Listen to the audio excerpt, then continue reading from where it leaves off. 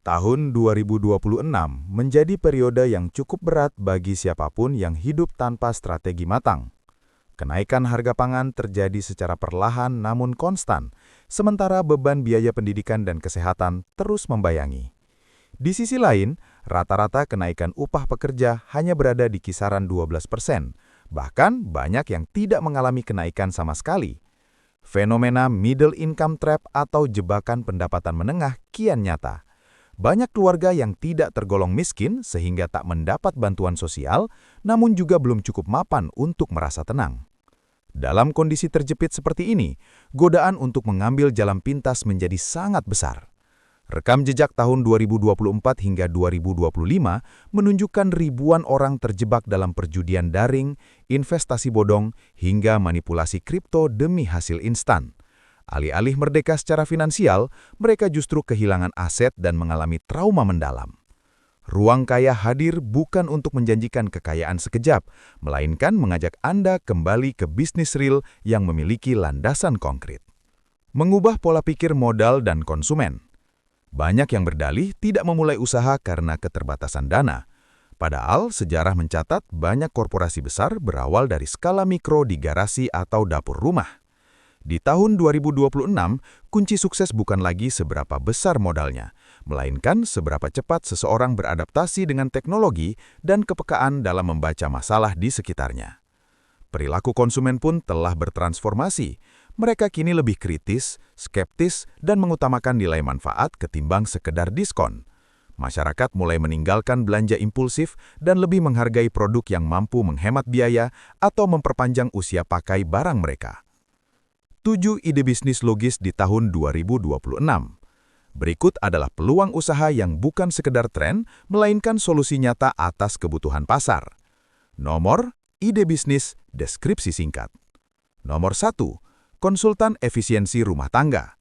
Membantu klien membedah pengeluaran harian dan menekan biaya rutin secara praktis. Nomor 2, catering sehat berbasis masalah. Menyediakan menu khusus untuk penderita penyakit tertentu, diabetes atau kolesterol dengan pendekatan empati. Nomor 3, agensi konten berbasis AI bagi UMKM. Menjadi jembatan bagi pedagang lokal agar bisa tampil profesional di media sosial dengan biaya terjangkau. Nomor 4, jasa restorasi dan upcycling. Memperbaiki atau mempercantik barang hobi lama, sepatu, tas, atau alat musik agar kembali layak pakai. Nomor 5, reseller barang pre-love terkurasi. Menjadi perantara penjualan barang bermerek bekas dengan sistem titip jual atau konsinyasi yang transparan. Nomor 6, microcourse keterampilan praktis.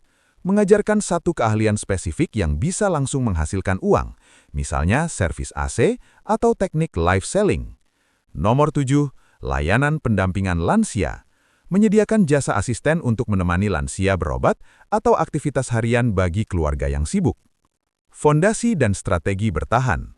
Memulai bisnis di tahun 2026 memerlukan disiplin yang ketat agar tidak layu sebelum berkembang. Hindari mentalitas FOMO. Jangan hanya ikut-ikutan tren yang sedang viral tanpa perhitungan balik modal atau break-even point yang jujur. Pemisahan keuangan. Bahkan dengan modal kecil, jangan pernah mencampur uang pribadi dengan uang usaha. Fokus pada arus kas. Tahun pertama adalah fase bertahan hidup. Fokuslah pada membangun sistem dan menjaga kestabilan kas, bukan sekedar gaya-gayaan. Dana cadangan. Selalu sisihkan sebagian keuntungan untuk bantalan saat kondisi pasar sedang tidak menentu. Hindari pinjaman daring berbunga tinggi. Jangan pernah mengambil pinjaman daring berbunga tinggi hanya untuk modal awal. Tumbuhlah secara organik dari tabungan atau laba yang diputar kembali. Kesimpulan, bisnis sejati adalah tentang memecahkan masalah orang lain. Di tengah era otomatisasi, sentuhan manusia, kejujuran, dan empati menjadi nilai yang sangat mahal harganya. Tahun 2026 akan menjadi milik mereka yang berani mengambil tanggung jawab penuh atas hidupnya, mau belajar dari kegagalan masa lalu, dan membangun sesuatu yang nyata dengan sabar.